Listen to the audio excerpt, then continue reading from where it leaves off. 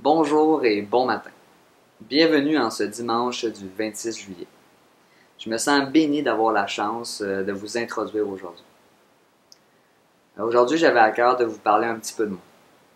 Récemment, j'ai pris conscience que j'étais loin de mon Dieu et que je ne lui laissais pas suffisamment de place dans ma vie.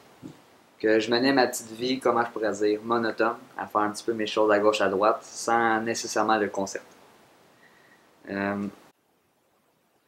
Je réalisais pas à quel point je passais à côté de quelque chose de précieux dans ma vie. Je vous partage le tout car je suis convaincu de ne pas être le seul avec la vie qu'on mène à délaisser Dieu un peu plus chaque jour. Puis finir par ne plus nous référer tout simplement à lui. Par la grâce de Dieu, j'ai pu réaliser que sans mon Dieu, ma vie n'a plus de sens. Bref, qui suis-je sans son amour et quel sens a ma vie? Mon désir aujourd'hui, c'est tout simplement de vous encourager à persévérer au travers de notre relation avec notre Dieu, à agrandir cette relation-là jour après jour. J'aimerais vous partager quelques versets. 1 Thessaloniciens 5, 16 à 24. Soyez toujours joyeux, priez sans cesse, exprimez votre reconnaissance en toutes circonstances, car c'est la volonté de Dieu pour vous en Jésus-Christ. N'éteignez pas l'esprit, ne méprisez pas les prophéties, mais examinez tout et retenez ce qui est bon. Abstenez-vous de toute forme de mal, que le Dieu de la paix vous conduise lui-même à une sainteté totale et que tout votre esprit, l'âme et le corps soient conservés irréprochables lors du retour de notre Seigneur Jésus-Christ. Celui qui vous appelle est fidèle, c'est aussi lui qui le fera. J'ai l'impression que surtout avec le COVID, qui vient déstabiliser notre petit train de vie, notre routine, bref, il est d'autant plus important de planifier un temps spécifique avec lui dans notre journée. Nous avons la chance d'avoir le pasteur Yannick Etier qui nous apportera un message suite à la louange. Donc, je vous souhaite à tous et à toutes un bon dimanche.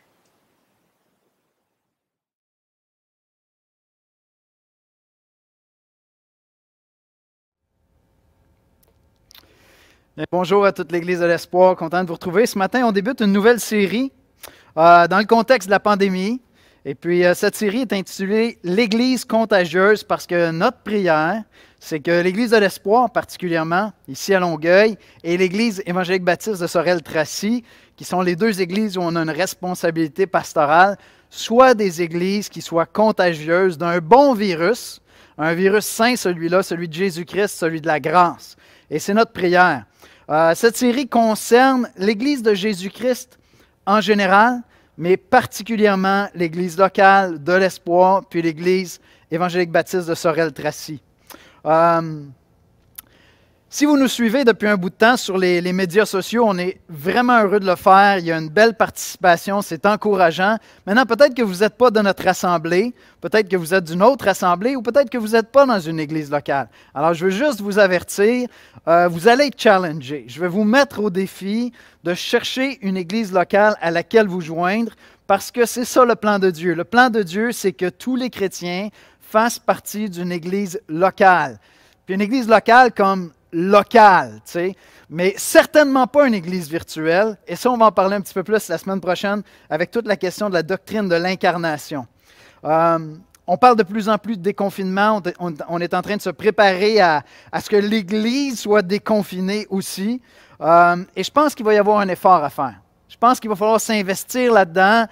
Ça va nous demander un petit peu d'effort pour sortir à quelque part de notre zone de confort. Je pense que s'investir, revenir ensemble, revenir dans des relations, s'investir dans ces relations-là réellement, physiquement présents, ça va nous demander un certain effort parce que, avouons-le, plusieurs d'entre nous, on commence à prendre goût un peu au confort de notre foyer. Puis, il y a certains avantages à ça qui peut-être nous gardent chez nous, nous gardent confort. Je ne sais pas, en fait, ce matin, si tu as mis ton veston, ta cravate. Moi, je n'ai même pas mis de cravate pour venir à l'église. C'est incroyable. Mais peut-être que toi, tu es encore en boxer un matin.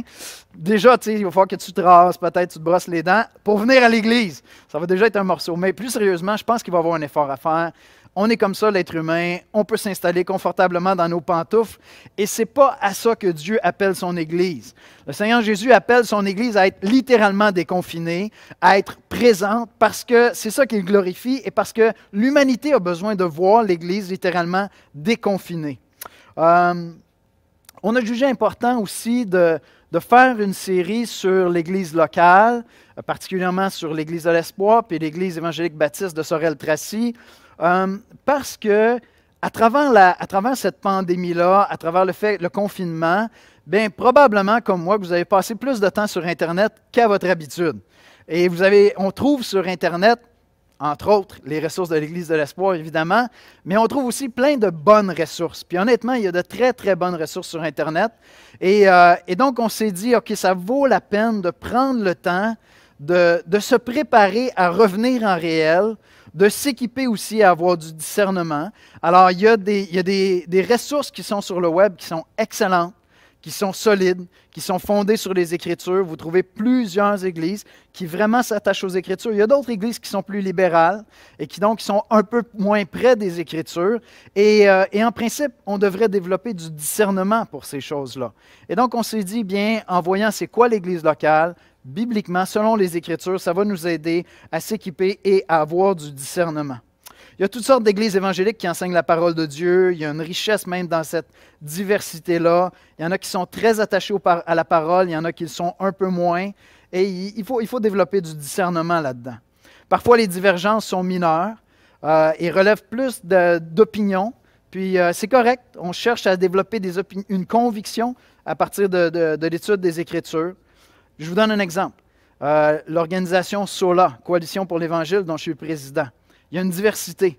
Il y a différentes familles d'églises qui sont là. Il y a des assemblées des frères, il y a des églises réformées du Québec, il y a les églises de la Bible parle, il y en a plusieurs autres. On est comme 7 ou 8 familles d'églises différentes. Il y a tous des divergences. On a tous certaines convictions où on dit, dans notre compréhension des Écritures, c'est comme ça qu'on devrait incarner, c'est comme ça qu'on devrait enseigner, c'est comme ça qu'on devrait former des disciples de Christ à vivre ce que la parole de Dieu enseigne.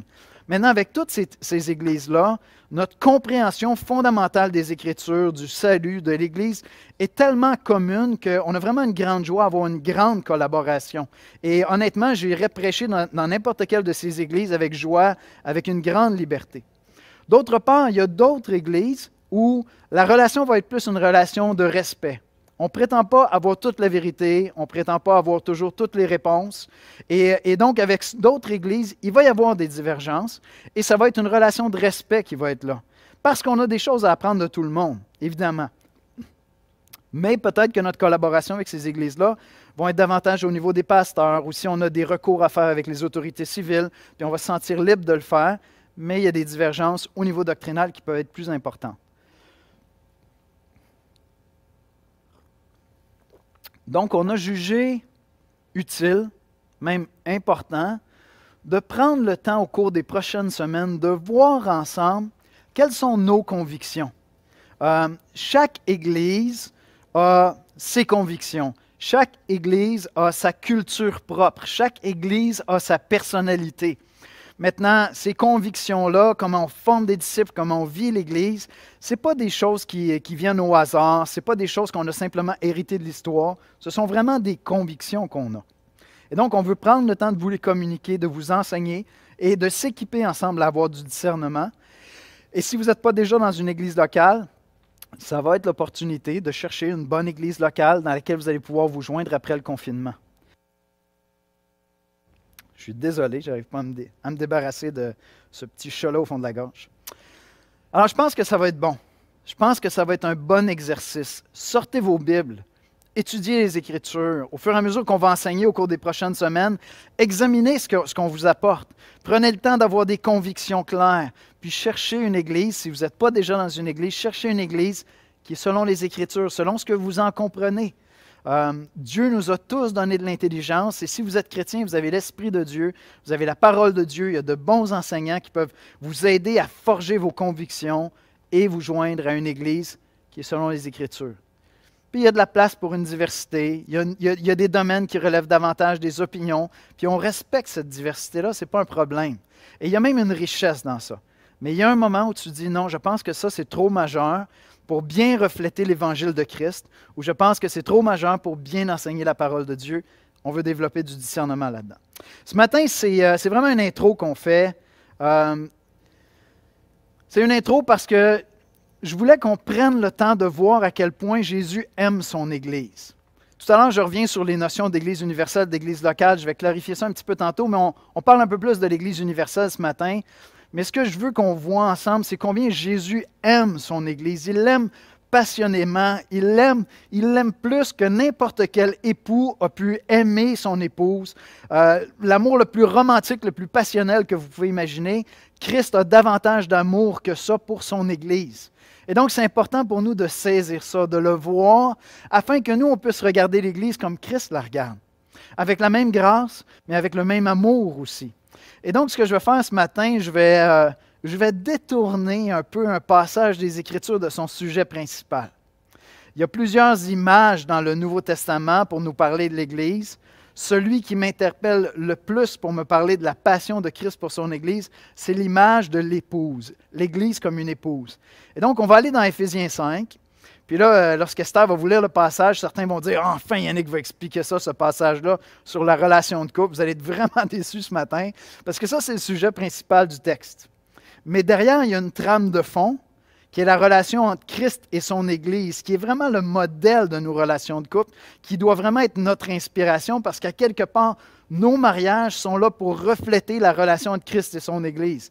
Et c'est de ça dont je veux parler ce matin. Donc, je vous le dis, je ne m'en vais pas sur le sujet principal du passage, je m'en vais sur la trame de fond qu'il y a derrière, et on va aller dans différents textes de la Bible pour aller voir l'amour de Jésus-Christ pour son Église. Et ma prière est toute simple. Ma prière, c'est qu'à travers cette série-là, Dieu ranime la flamme dans ton cœur, ton amour pour l'Église de Jésus-Christ, pour l'Église locale, pour ton Église locale. Et si ce n'est pas le cas, si tu n'as pas une Église locale, que tu en trouves une, que tu te joignes à cette Église-là et que tu l'aimes comme Christ l'aime. On va aller ensemble dans un mot de prière. Seigneur Jésus, je confesse, Seigneur, que je n'aime pas toujours ton Église comme toi tu l'aimes. Souvent, Seigneur, je regarde l'Église puis je ne la vois pas justifiée, purifiée de ses péchés à travers ton œuvre à la croix.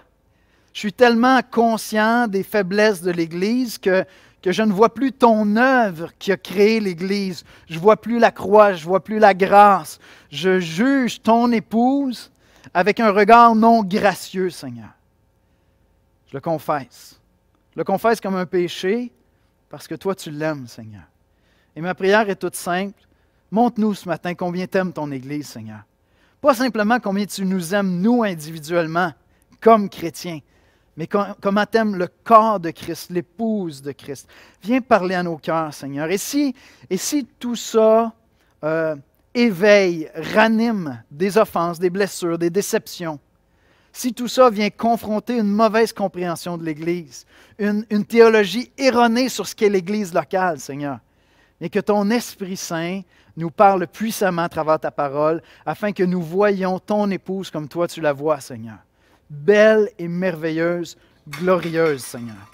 On te demande donc de venir parler à nos cœurs ce matin et viens nous parler par ta parole. C'est en Jésus-Christ qu'on te prie. Amen.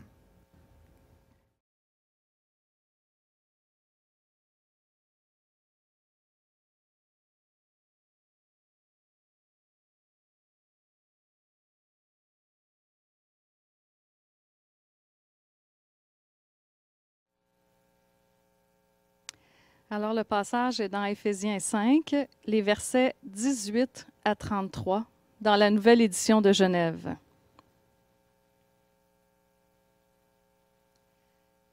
Ne vous enivrez pas de vin, c'est de la débauche. Soyez, au contraire, remplis de l'esprit. Entretenez-vous par des psaumes, par des hymnes, par des cantiques spirituels, célébrant et chantant de tout votre cœur les louanges du Seigneur. Rendez continuellement grâce à Dieu le Père pour toutes choses, au nom de notre Seigneur Jésus-Christ, vous soumettant les uns les autres dans la crainte de Christ. Femmes, que chacune soit soumise à son mari, comme au Seigneur, car le mari est le chef de la femme, comme Christ est le chef de l'Église, qui est son corps et dont il est le Sauveur. Or, de même que l'Église est soumise à Christ, les femmes aussi doivent l'être à leur mari en toutes choses. Marie, que chacun aime sa femme, comme Christ a aimé l'Église, et s'est livré lui-même pour elle, afin de la sanctifier en la purifiant et en la lavant par l'eau de la parole, pour faire paraître devant lui cette Église glorieuse, sans tache ni ride, ni rien de semblable, mais sainte et irréprochable. C'est ainsi que le mari doit aimer sa femme comme son propre corps. Celui qui aime sa femme s'aime lui-même. Car jamais personne n'a haï sa propre chair, mais il la nourrit et en prend soin, comme Christ le fait pour l'Église, parce que nous sommes membres de son corps. C'est pourquoi l'homme quittera son père et sa mère, s'attachera à sa femme, et les deux deviendront une seule chair. Ce mystère est grand. Je dis cela par rapport à Christ et à l'Église. Du reste, que chacun de vous aime sa femme comme lui-même, et que la femme respecte son mari.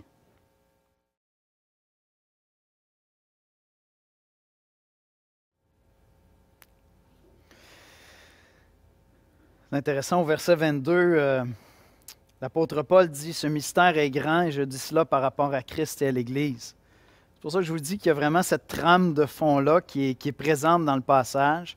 On découvre le sens de nos mariages terrestres. Nos mariages terrestres sont là pour représenter un mariage beaucoup plus glorieux, beaucoup plus grand, beaucoup plus beau, éternel, entre Christ et son Église. Église veut dire l'assemblée de ceux qu'il a appelés, de ceux qu'il a sauvés. Tantôt, j'ai mentionné la notion d'Église universelle puis d'Église locale. Je fais un petit peu de théologie, mais c'est important de le saisir parce que tout ce qu'on va voir dans les prochaines semaines repose aussi sur une bonne compréhension de ça. Évidemment, quand tu es sauvé, quand tu crois en Jésus-Christ, quand tu deviens chrétien, Dieu t'ajoute par ce miracle-là à son Église universelle. Tous les chrétiens de tous les temps, en tout lieu, dans tout pays, qui parlent toutes les langues du monde, font partie d'une seule Église, d'un seul corps de Christ. On l'appelle souvent l'Église universelle en théologie. Maintenant, quand on regarde l'Église dans le Nouveau Testament, de temps en temps, il est question de cette Église universelle de tous les temps, de tous les âges, en tout lieu. Mais dans la quasi-totalité des occasions où il est question de l'Église, il est question d'une Église locale. Une Église pour laquelle on peut identifier des pasteurs, une Église qui se situe dans une ville, dans un lieu donné, où les membres de cette Église-là apprennent à se connaître les uns les autres, à avoir des relations les uns avec les autres, à prendre soin les uns des autres. Et donc, c'est pour ça, par exemple, que dans l'Apocalypse, Jésus va s'adresser à 16 églises, alors qu'en réalité, toutes ces églises-là forment une seule Église qu'on appelle l'Église universelle. C'est important de le comprendre parce que certains chrétiens tombent dans le panneau de dire « moi, je fais partie de l'Église universelle, ça me suffit. Je n'ai pas besoin que ça se traduise par une Église locale. » C'est faux. Ce n'est pas la pensée du Seigneur et souvent c'est un échappatoire. Pour être bien franc avec vous, souvent c'est un échappatoire. Peut-être que tu as vécu des choses difficiles dans une église locale. Tu t'es retiré, blessé, tu t'es retiré dans ton coin au lieu peut-être de trouver la force dans la grâce de l'Évangile, dans la grâce de Jésus-Christ, de surmonter ces obstacles-là et de continuer à t'investir et de restaurer des relations par la puissance de l'Évangile. Et donc peut-être que c'est là que tu es. Je comprends ça régulièrement. Je croise des chrétiens, ils viennent à l'église, ils viennent chez nous un dimanche matin, ils nous disent « Écoute, ça fait des années que je ne vais pas à l'église. Maintenant, j'ai la conviction que Dieu m'appelle vraiment à me joindre à une église locale. » C'est ma prière pour toi si c'est ta situation. Si depuis des semaines, des mois, ben là, évidemment, depuis quelques mois, tu es peut-être dans une espèce de flou artistique de l'église de la pandémie. Maintenant, à la sortie au déconfinement, trouve-toi une église locale. Prends le courage de faire confiance à Christ pour pouvoir te réunir avec une église locale. Dieu utilise plusieurs images, comme je le mentionnais, pour parler de l'Église dans le Nouveau Testament. Il va parler du corps, comme un corps humain avec chacun des membres. Il va parler d'un édifice qu'il va élever. Il va parler d'une famille. Il va parler d'un troupeau dont on serait tous les brebis. Et lui serait le bon berger. Il est le bon berger qui prend soin de nous. Une des images qu'il utilise, c'est vraiment celui de l'amour conjugal entre un homme et une femme qui se marient pour la vie et qui s'aiment et qui apprennent à s'aimer. C'est l'image, personnellement, pour moi, qui me parle le plus d'amour et de passion de la part de Christ. Parce qu'il y a une intimité qu'on trouve dans une relation de couple qu'on devrait trouver nulle part ailleurs. Parce qu'il y a une espèce d'intimité dans cet amour-là passionnel qui est possible, qu'on devrait retrouver nulle part ailleurs. Sinon, dans l'amour que Christ a pour son Église. C'est l'image pour moi qui parle le plus de passion, d'intimité. Alors, voici comment je résumerai l'exposé de ce matin. Et vous allez voir, je vais défiler quand même assez rapidement parce que je voulais prendre le temps de bien mettre la table avec l'introduction. Jésus-Christ a aimé son Église avant la fondation du monde. Il l'a aimé jusqu'à donner sa vie pour elle. J'aime son Église. Je vous répète ça. Jésus-Christ a aimé son Église avant la fondation du monde. Il l'a aimé jusqu'à donner sa vie pour elle. Donc, j'aime son Église. Jésus a choisi son épouse avant la fondation du monde. C'est une des choses vraiment mystérieuses de la Bible, c'est cette idée que Dieu nous a choisis avant la fondation du monde. Peut-être vous connaissez bien le verset qui dit « Il y a beaucoup d'appelés, mais peu d'élus ». Il y a cette idée d'élection, de choix, où Dieu nous choisit. Puis je ne vais pas rentrer, vous savez, plusieurs d'entre vous savez que mon penchant dans la compréhension du salut, je suis plus du côté des réformés vraiment, et donc dans ma compréhension de l'élection, oui, je penche plus vers l'interprétation de Jean Calvin. C'est pas là que je m'en vais ce matin. La notion d'élection est présente dans les Écritures, elle est très, très claire. Par exemple, dans Éphésiens 1, donc on est dans Éphésiens 5 ce matin, mais au tout début du livre d'Éphésiens, de la lettre aux Éphésiens, Éphésiens 1, verset 4, « En lui, Dieu nous a élus avant la fondation du monde pour que nous soyons saints et irréprochables devant lui. » Retenez ce verset-là parce que je vais revenir dessus un peu plus loin. « En lui, Dieu nous a élus avant la fondation du monde pour que nous soyons saints et irréprochables. » Il va dire, Jésus lui-même va dire dans Jean 10 au verset 16, « J'ai encore d'autres brebis qui ne sont pas de cette bergerie. Celles-là, il faut que je les amène. Elles entendront ma voix. Et il y aura un seul troupeau, un seul berger. » Il y a donc cette idée que c'est Christ qui nous appelle, que c'est Christ qui nous choisit. Il va dire dans Jean 15 au verset 16, « Ce n'est pas vous qui m'avez choisi. » C'est étrange parce que dans notre expérience à nous, on l'a définitivement choisi. Dans mon expérience humaine, j'ai choisi de suivre Jésus-Christ. Il m'appelle à me repentir. Il m'appelle à prendre une décision. C'est pour ça que je vous dis, il y a vraiment une part de mystère dans ça. Mais il dit, ce n'est pas vous qui m'avez choisi, mais moi je vous ai choisi. Je vous ai établi afin que vous alliez et que vous portiez du fruit. Et comme je vous dis ce matin, je ne suis pas en train de rentrer dans le débat, est-ce que l'élection se fait sur la base d'une élection pure ou est-ce que Dieu t'a choisi à cause de tes beaux yeux? C'est une petite taquinerie pour mes amis qui sont plus arminiens dans leur interprétation. Ce n'est pas là que je veux aller, du tout. C'est simplement dans cette idée que quelle que soit la base de l'élection, Dieu nous a choisis avant la fondation du monde. Et il y a quelque chose d'extrêmement beau dans ça. Il y a quelque chose qui nous parle de l'amour, de la passion de Christ pour son Église. Je veux dire, Jésus n'était pas mal pris. Il n'est pas allé chercher une Église sur des sites d'agences de rencontres ou sur Tinder ou n'importe quoi. Avant la fondation du monde, avant que la terre existe, avant que tu existes, Christ t'avait déjà connu et t'avait déjà choisi. Mais ça va plus loin que ça parce qu'il a choisi son Église, son épouse. Ce n'est pas seulement des individus qu'il a choisis, il a choisi le corps de Christ. Et donc, lorsque j'arrive dans l'Église, quand je croise des chrétiens, puis je reconnais en eux la foi en Jésus-Christ, je suis en train de m'adresser à quelqu'un que Christ a aimé avant la fondation du monde. Il l'a aimé personnellement, intimement, il l'a choisi d'avance. Lorsque j'ai regardé mon épouse personnellement, j'arrivais dans le monde, j'avais toutes sortes de plans bizarres pour essayer de rencontrer une fille. Mais quand je suis arrivé dans l'Église, j'ai fait une prière. J'ai dit, Seigneur, je te demande une chose. Et le Seigneur m'a exaucé, ça aurait pu être autrement, mais j'ai dit, j'aimerais vraiment ça. Fréquenter une fille, puis la marier, parce que mon passé est trop chaotique, puis je n'ai pas le goût de revivre ça. peut-être que j'aurais pu fréquenter Esther puis dire, ben, on garde tout ça dans la pureté parce que, ben non, finalement. Donc, je ne suis pas en train de dire que c'est impossible, au contraire. Par la grâce de Dieu, c'est ça que j'ai vécu. Mais vous savez quoi? J'ai pris le temps de l'examiner longtemps d'avance. Je la regardais, puis là, on était impliqués dans la jeunesse, puis j'apprenais à la connaître à distance. Je l'ai choisie avant de lui dire, écoute, on irait-tu prendre un petit souper pour jaser un petit peu des rumeurs qui circulent à la jeunesse? Puis là, je voulais faire ma demande pour qu'on commence à se fréquenter. Ben moi, ça a été quelques mois. Puis honnêtement, je n'aurais pas su patienter plus longtemps que ça. Christ a patienté longtemps. Avant la fondation du monde, il t'a choisi et il a choisi chacun des membres de son Église, chacune des personnes qui composent son assemblée. Et il a été patient, il les a aimés. Il a préparé toutes sortes de choses pour qu'un jour, on arrive à un moment où il t'appelle, tu entends sa voix et tu réponds à l'appel. Alors peut-être que tu es là.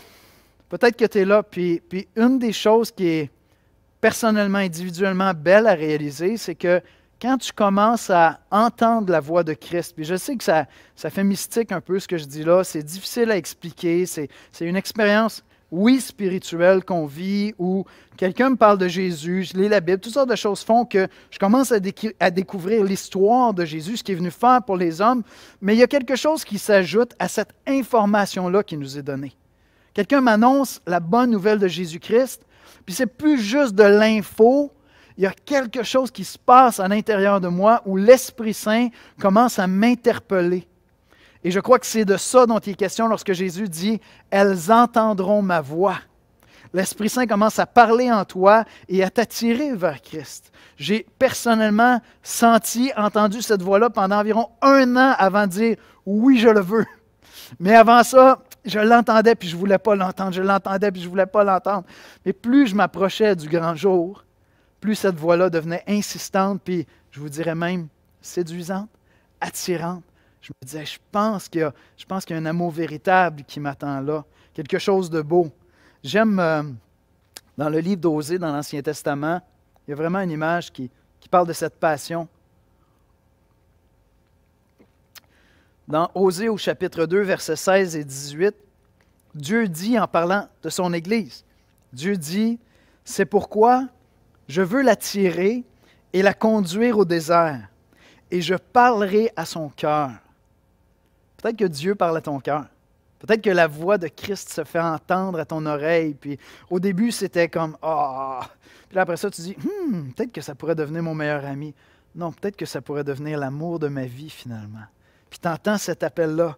Il dit « Là, je lui donnerai ses vignes et la vallée d'Achor. » La vigne représente l'abondance, ça représente la richesse, comme une porte d'espérance. Et là, elle chantera comme au temps de sa jeunesse, comme au jour où elle remonta du pays d'Égypte. Et cette espèce de regain de joie de vivre ressemble bien à ce que beaucoup d'entre nous vivons quand on devient chrétien.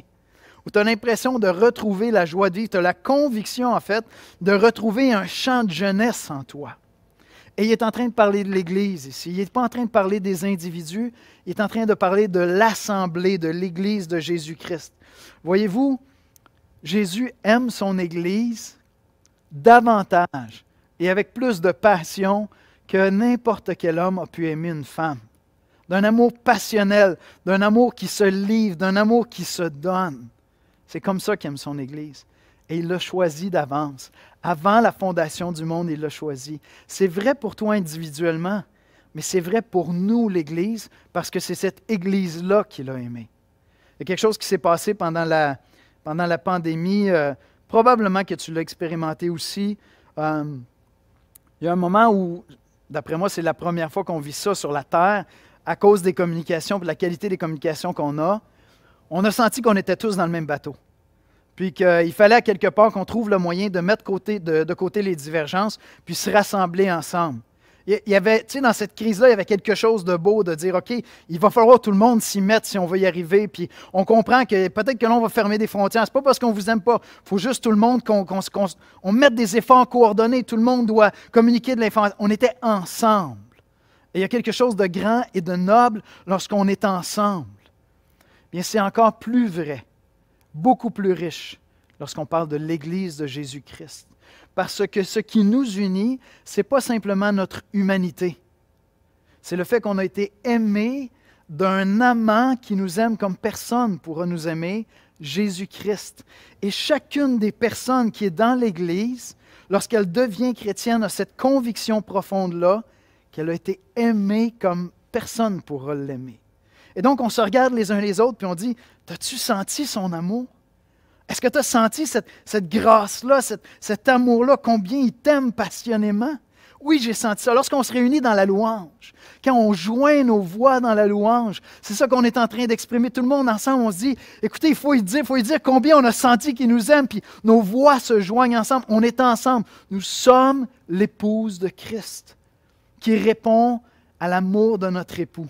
C'est troublant quelque part, c'est très, très beau, c'est très inspirant, et c'est comme ça que Jésus aime son épouse. Maintenant, il a choisi d'avance. Mais je veux dire, je n'ai pas juste regardé Esther des mois d'avance puis me dire, je pense que c'est elle. Moi, ça s'est passé dans un moment de prière. On était en train de prier un mercredi soir avec la jeunesse, puis quand je l'ai entendu prier, j'ai dit, OK, j'ai plus de doute. Je ne peux pas vous l'expliquer, ça s'est passé comme ça. Mais ça ne s'est pas arrêté là, mon histoire. Je veux dire, je suis passé à l'action. Il y a un petit souper au restaurant, il y a eu une demande, j'ai pris des risques, j'ai dit, je m'en viens, je me suis engagé. Christ a fait beaucoup plus que la choisir. Il l'a aimée. Il l'a aimée jusqu'à donner sa vie pour elle. Il a donné sa vie pour son épouse. Éphésiens 5, 25. Marie, que chacun aime sa femme comme Christ a aimé l'Église et s'est livré lui-même pour elle. Il a donné sa vie littéralement. La semaine prochaine, on va parler de la doctrine de l'incarnation. Puis c'est important, cette vérité biblique-là, que Dieu le Fils est devenu un être humain. Il a adopté une chair humaine comme nous. Et en devenant humain, il rendait possible le fait de donner sa vie. Je veux dire, avant, il était esprit et éternel. Comment pouvait-il donner sa vie uniquement comme ça? Mais il est devenu vraiment un homme, comme un époux pourrait donner sa vie pour protéger sa femme, comme un époux va choisir de donner sa vie pour prendre soin, pour pourvoir, pour être là, pour vraiment l'entourer, vraiment la chérir, vraiment la protéger, donner le meilleur de son énergie pour son épouse. Christ est allé jusqu'à mourir sur la croix. Il a donné sa vie pour son épouse. Ça, c'est un amour passionnel. C'est un amour sans borne. La limite, c'est tout ce que j'ai, mon sang que je vais verser pour toi. Et ça, c'est l'amour de Jésus-Christ pour son Église, pour son épouse. Puis c'est très fort le passage, c'est même à quelque part troublant parce que Paul va dans un langage qui est très, très intime. Non seulement il a donné sa vie pour elle, mais il s'est uni à elle. Il s'est uni à elle d'une intimité plus grande qu'un homme et une femme vont s'unir en devenant une seule chair. Dans Éphésiens 5, versets 28 à 31, « C'est ainsi que le mari doit aimer sa femme comme son propre corps. Celui qui aime sa femme s'aime lui-même. Car jamais personne n'a haï sa propre chair, mais il la nourrit et en prend soin, comme Christ le fait pour l'Église, parce que nous sommes membres de son corps. C'est pourquoi l'homme quittera son père et sa mère, s'attachera à sa femme, et les deux deviendront une seule chair. » Les Saintes Écritures nous disent que lorsqu'un homme et une femme se marient et s'unissent, même dans l'intimité, dans la sexualité, il y a quelque chose qui se passe dans cette union-là qu'on n'arrive pas à saisir uniquement avec des explications biologiques. Il y a quelque chose dans cette intimité-là où ils deviennent une seule chair ensemble. Christ est allé plus loin que ça encore. Esther et moi, on va fêter cette année 28 ans de mariage. Je veux dire, on se connaît de 28 ans de partage, de discussion, d'accrochage, de pardon, de grâce, d'intimité. Je veux dire, à un moment donné, tu deviens vraiment des complices. Tu lis l'autre, tu connais l'autre. Christ est allé plus loin que ça. Il nous a donné son esprit qui vient habiter en nous, qui habite son Église. Dans Romains 8, les versets 9 à 11, voici ce qu'on lit. « Pour vous, vous ne vivez pas selon la chair, mais selon l'Esprit, si du moins l'Esprit de Dieu habite en vous. » Maintenant, écoutez bien ceci. Si quelqu'un n'a pas l'Esprit de Christ, parce que l'Esprit de Dieu est parfois appelé l'Esprit Saint, parfois l'Esprit de Dieu, parfois l'Esprit de Christ. Si quelqu'un n'a pas l'Esprit de Christ, il ne lui appartient pas, il n'est pas chrétien. Parce qu'il y a une dimension surnaturelle. Il ne suffit pas que je dise « je suis chrétien », Il faut que je vive, je suis chrétien. Il ne suffit pas que je le déclare, il faut que l'Esprit Saint vienne faire sa demeure en moi. Et si Christ est en vous, le corps, il est vrai, est mort à cause du péché, on demeure pécheur à quelque part, mais l'Esprit est vie à cause de la justice. Et si l'Esprit de celui qui a ressuscité Jésus d'entre les morts habite en vous, celui qui a ressuscité Christ d'entre les morts rendra aussi la vie de vos corps mortels, à vos corps mortels par son Esprit qui habite en vous. Quand Paul emploie cette image de l'intimité entre un homme et une femme qui deviennent une seule chair pour nous parler de la relation entre Christ et son Église, ce n'était pas une exagération. C'est qu'en fait, nos unions terrestres sont en deçà, sont moins intimes, sont moins personnelles, sont moins fusionnelles que l'intimité, la relation entre Christ et son Église, parce qu'il nous donne son esprit qui vient habiter en nous. Je ne peux pas faire ça pour mon épouse. Je peux lui partager à quelque part mon esprit par des millions de conversations, d'écoutes, d'heures passées ensemble, puis à quelque part, on peut vivre quelque chose qui est très, très, très intense. Mais il y aura toujours des moments où mon épouse va se dire, à quelque part, si ce n'était de Dieu, je suis seul quand même dans ce que je vis ici. Mais quand je suis chrétien, je ne serai plus jamais ça. Plus jamais. Et cet esprit-là, Christ l'a donné à son Église. C'est pour ça, on va le voir plus loin dans la série, qu'il va nous dire de prendre soin les uns des autres comme étant membres d'un même corps. Parce que l'Esprit habite dans mon frère, ma sœur, dans la foi. Écoute, si tu n'es pas chrétien, je sais que tout ça est étrange, puis c'est peut-être un peu whack, mais reste avec nous à travers la série parce que peut-être que tu vas avoir envie de faire partie de cette Église-là, de te joindre à une Église locale, avoir l'Esprit Saint en toi, puis vivre cet amour-là passionnel avec Christ. Et Christ avait un objectif lorsqu'il a donné sa vie pour son épouse, lorsqu'il a voulu s'unir à elle. Il voulait rendre son épouse belle et glorieuse. Mesdames, je dois confesser que trop souvent, comme époux, on vous prend pour acquis. C'est comme si notre petit cœur de conquérant est satisfait après la conquête, puis ça s'arrête là.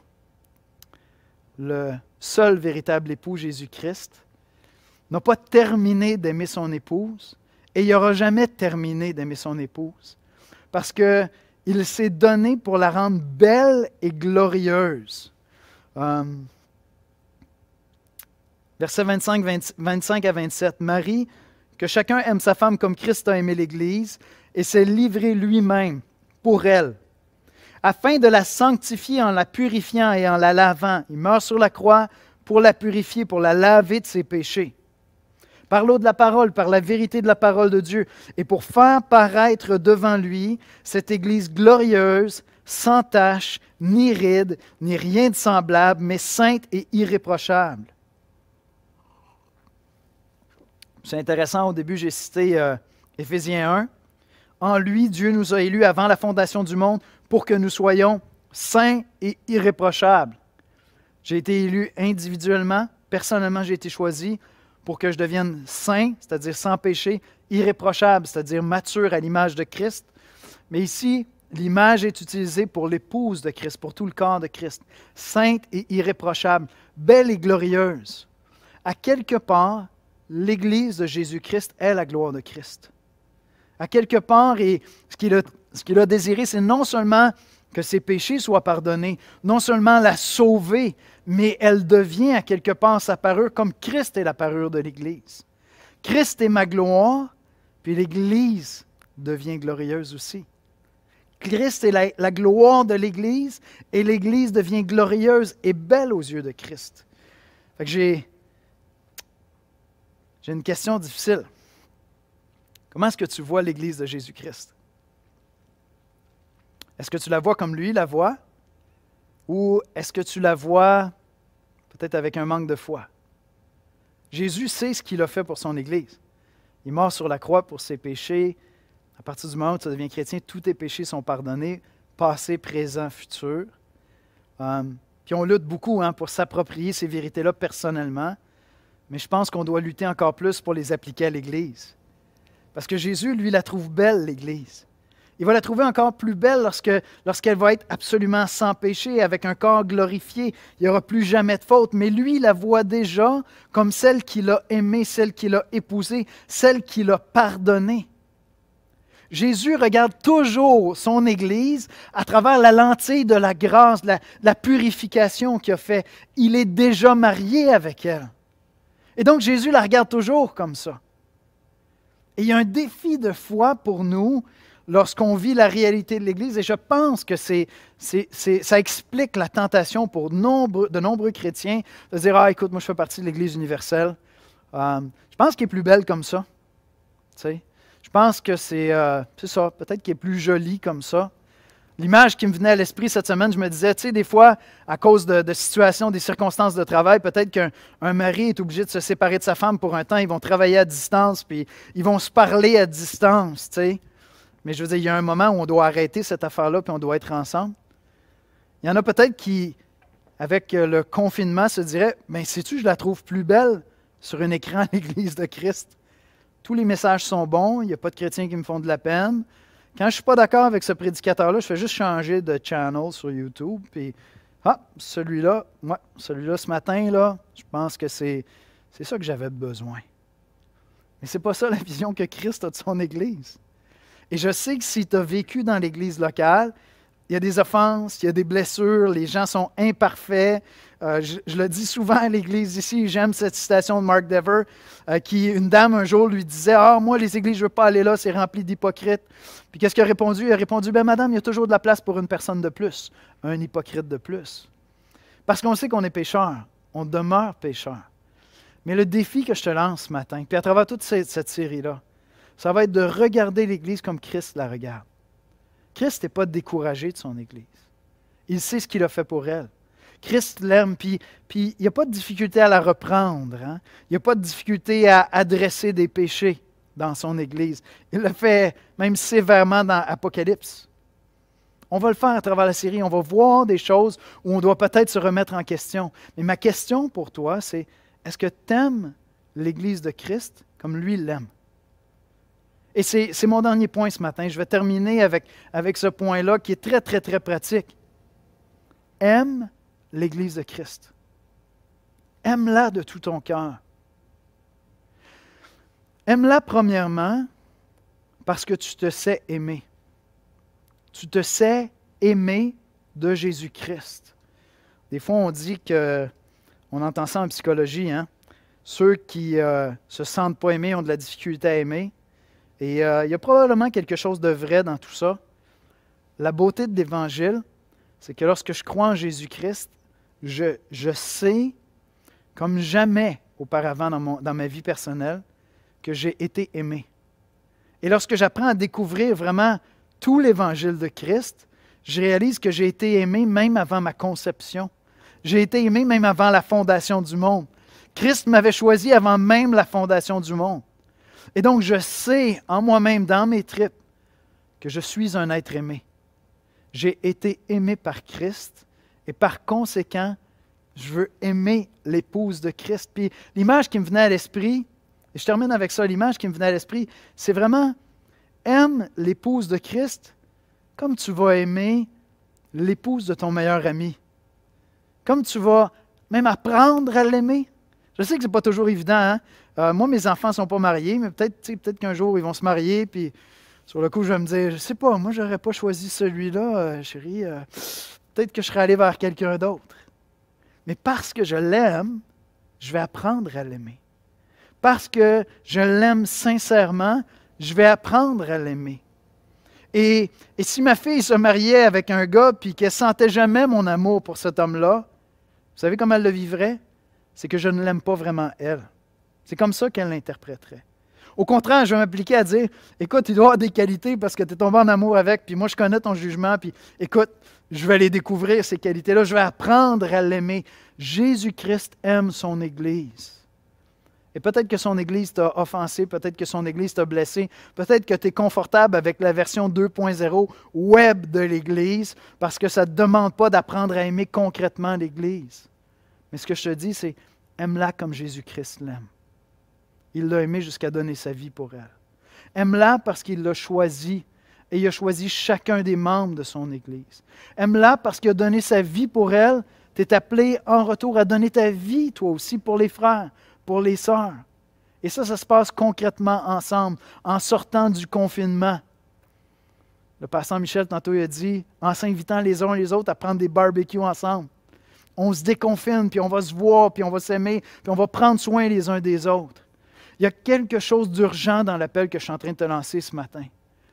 Ce matin, avant de m'en venir, je lisais des informations, puis ça m'a vraiment attristé. J'ai vu que, selon certaines statistiques, en Colombie-Britannique, pendant les mois de mars et avril, il y a eu une augmentation des overdoses d'opioïdes pendant le confinement de 40 %. Donc, il y a eu 229 décès attribués à des overdoses d'opioïdes. Et ça, c'est 40 % de plus que l'année dernière. On n'a pas toutes les explications.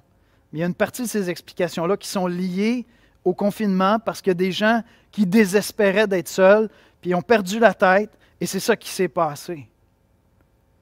On va voir ensemble la semaine prochaine la doctrine de l'incarnation, cette vérité-là qu'on est des êtres incarnés. L'Église est appelée à sortir de son confinement. Et peut-être que toi, tu es confortable. Peut-être que finalement, tu es assez bien dans ton salon.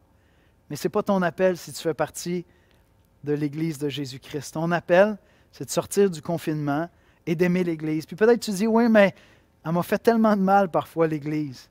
Mais Jésus l'aime. Jésus l'aime. Et on va voir ensemble qu'à travers même les offenses qu'on trouve dans l'Église, Christ est en train de faire une œuvre belle et glorieuse en nous. Et donc, je t'invite à aimer l'Église de Jésus-Christ concrètement, localement, intentionnellement, vraiment, parce que Jésus l'aime. On va prier ensemble. Seigneur Jésus, on vient dans ta présence ce matin, parce que toi, tu n'es pas pris par nos écrans, tu es avec chacun d'entre nous dans nos salons, dans nos maisons. Tu es avec nous ici ce matin alors qu'on est pour une première fois depuis des semaines vraiment en live. Seigneur Jésus, je te confesse encore une fois qu'il m'arrive de ne pas la trouver aussi belle que toi tu la trouves, ton Église, de ne pas l'aimer aussi passionnément que toi, Seigneur. Et pourtant, Jésus, tu sais que j'aime ton Église. J'aime ton Église locale, celle à qui je peux donner des noms, des prénoms, des visages, des relations, des amitiés, des défis, des conflits, des difficultés, un service, une mission ensemble, Seigneur. J'aime ton Église locale, Seigneur. Apprends-nous à aimer ton Église comme tu l'as aimé, Jésus. Seigneur, parce que tu l'aimes et parce que le monde a besoin de voir une Église contagieuse, remplie d'amour par la puissance de l'Évangile de Jésus-Christ. Et c'est en ton précieux nom qu'on prie, Jésus. Amen.